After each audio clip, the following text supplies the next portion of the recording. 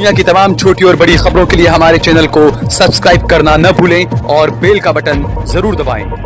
कुछ वक्त पहले एक फिल्म आई थी उड़ता पंजाब। हम सभी को पता है कि उस फिल्म के अंदर क्या दिखाया गया था, किस तरीके से पंजाब के युवाओं को ड्रग्स के अंदर धकेला गया और उनकी जवानी को बर्बाद किया गया। कई घर बर्बाद हो गए। आप सोचिए, वो एक फिल्म थी उड़ता पंजाब, लेकिन अब लगता है कि एक फिल्म आनी चाहिए उड़ता अहमदाबाद, उड़ता गुजरात, उड़ता गांधी का गुजरात, उड़ता मोदी का गुजरात। क्योंकि गुजरात में यह बताया जाता है कि शराब पर पाबंदी है, लेकिन उसके बावजूद सबसे ज्यादा शराब जो है वो गुजरात में बिकती है। यहां पर ड्रग्स का कारोबार जो है वो धड़ल्ले से चल रहा है। आखिरकार ये जो ड्रग माफिया हैं, जो बहरामपुरा, गोमतीपुर, वटवा, विलोचन नगर, कई जगहों पर अपना ड्रग्स का काम कर रहे हैं, ये सवाल उठता है कि आखिरकार किसकी शह पर ये काम कर रहे हैं। प्रशासन, पुलिस, इनकी नाक के नीचे ये काम हो रहा है, लेकिन कोई इन पर कार्रवाई करने वाला नहीं है। इससे आखिर नुकसान किससे हो रहा है? देश के युवाओं को नुकसान हो रहा है। जो बच्चे हैं, नन्हे मुन्हे बच्चे, आपको हम एक वीडियो दिखा रहे हैं, आप देखिए किस तरीके से बच्चों के जरिए इस काम को अंजाम दिया जा रहा है। छोटे छोटे बच्चे, 15 से 16 साल के बच्चों को जो इस काम में लगाया जा रहा है, ड्रग्स की डिलीवरी ये बच्चे कर रहे हैं। सवाल उठ रहा है कि आखिरकार इन बच्चों के भविष्य का क्या? आप याद करिए 2014 में जब प्रधानमंत्री नरेंद्र मोदी रैलियां क्या करते थे, उस वक्त वो कहा करते थे कि इस देश के युवाओं में काफी प्रतिभा है, इस देश का युवा आगे चलकर नाम करेगा, इस देश का युवा बहुत कुछ कर सकता है। क्या प्रधानमंत्री मोदी जी, आपको नहीं पता कि आपके गुजरात में क्या क्या चल रहा है? जो ड्रग्स कारोबारी जो काम कर रहे हैं, आप देख सकते हैं किस तरीके से घर के बाहर, हम ये आपको बता रहे हैं, बहरामपुरा चारमालिया ये कहा जाता है, ब्लॉक नंबर 9 के कॉर्नर पर आप देखिए किस तरीके से ये लोग बैठे हुए हैं और बच्चों के जरिए किस तरीके से ड्रग्स की डिलीवरी करवा रहे हैं। आप देखिए, न पुलिस का डर है, न प्रशासन का डर है, और अगर कोई इनका विरोध करने आता है तो उसे जो है वो अपनी जान से हाथ धोना पड़ सकता है। यह आरोप आसपास के लोगों का भी है, क्योंकि जवान जिंदगियां, युवा, बच्चे सभी इसकी जद में आ रहे हैं। इसका नुकसान किसे होता है? आप सोचिए, ड्रग्स के जो कारोबारी होते हैं वो धर्म मजहब नहीं देखते हैं। हिंदू, मुस्लिम, सिख, ईसाई, हर कोई जो है वो इस ड्रग्स माफियाओं की चपेट में आते हैं, इनकी जद में आते हैं। लेकिन सबसे बड़ी बात यह है कि ज्यादातर जो ये कारोबार चलता है वो ज्यादातर मुस्लिम इलाकों में चल रहा है। मुस्लिम युवाओं को बर्बाद किस तरीके से किया जाए, मुस्लिम बच्चों को किस तरीके से भटकाया जाए, किस तरीके से घरों को बर्बाद किया जाए, एक सोची साजी साजिश के तहत क्या ये काम किया जा रहा है। क्योंकि ये जो वीडियो आप देख रहे हैं, यहाँ पर ज्यादातर आबादी अल्पसंख्यकों की है।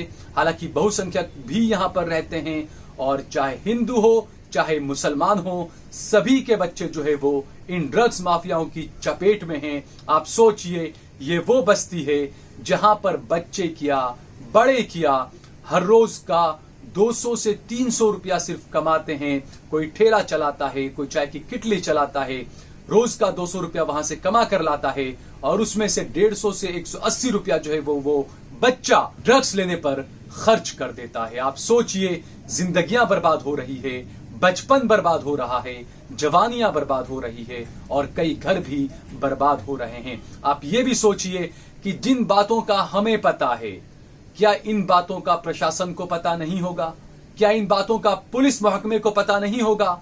या क्या माना जाए, बड़े पैमाने पर घूस देकर यह काम किया जा रहा है? अगर घूस देकर काम किया जाता है तो इसके लिए भी कहीं ना कहीं सरकार ही जिम्मेदार है। क्योंकि कई बार ये सवाल उठे हैं कि गुजरात में सबसे कम सैलरी दी जाती है पुलिस कर्मियों को, गुजरात में सबसे कम तनख्वाह दी जाती है होमगार्ड्स के जवानों को। कई बार ये आरोप भी लगे हैं। तो सवाल ये उठता है कि आखिरकार पुलिस कर्मियों को, होमगार्ड कर्मियों को घूस क्यों लेनी पड़ती है?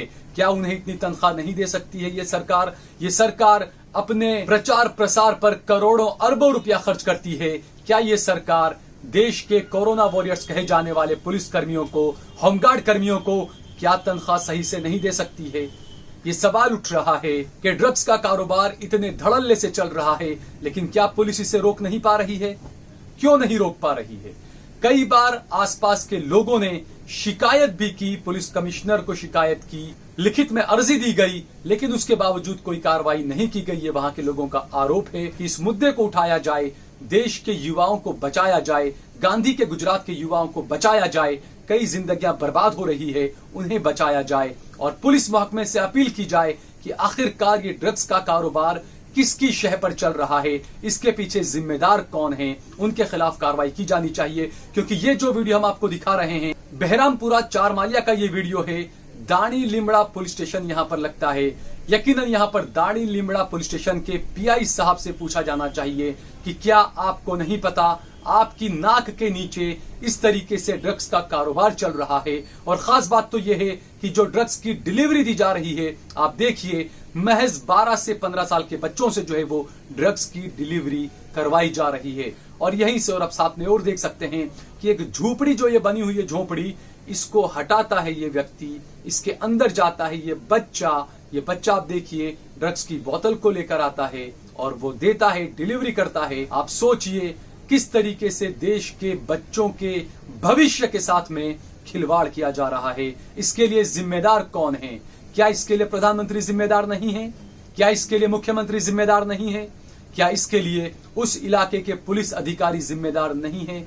इन पर कार्रवाई क्यों नहीं की जाती है?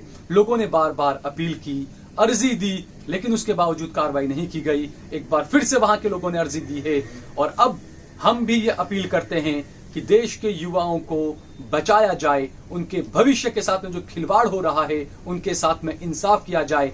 कई घर बर्बाद हो रहे हैं और खासकर अभी लॉकडाउन के हालात बने हुए हैं, कोरोना के हालात बने हुए हैं, लोगों के पास खाने तक का पैसा नहीं होता है और इस वक्त भी ये ड्रग्स का काम चल रहा है।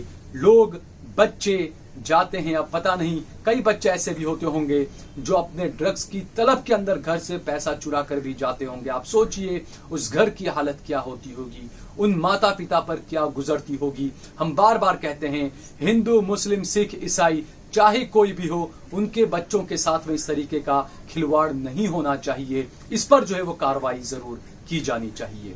इस तरह की तमाम खबरें देखने के लिए आप हमारे चैनल को सब्सक्राइब करिए। हम आपसे बार बार सहयोग मांग रहे हैं, हम आपसे ज्यादा कुछ नहीं मांग रहे हैं। हम आपसे सिर्फ इतना कहते हैं कि आप ज्वाइन बटन दबाइए और आप जितनी मदद कर सकते हैं इतनी मदद जो है आप हमारा ज्वाइन बटन दबाकर हमारी करिए। क्योंकि हमें हर जगह पहुंचना होता है, हर खबरों को आप तक पहुंचाना होता है, तो ऐसे में हमें भी संसाधन की जरूरत होती है। तो हमारा ज्यादा से ज्यादा सहयोग करें, ज्वाइन बटन दबाएं, हमारे इस वीडियो को ज्यादा से ज्यादा शेयर करें, इस पर कमेंट करें और अगर आपने हमारा चैनल सब्सक्राइब न किया हो तो हमारे चैनल को जरूर सब्सक्राइब करें। आप देख रहे हैं देश लाइव, देश की आवाज।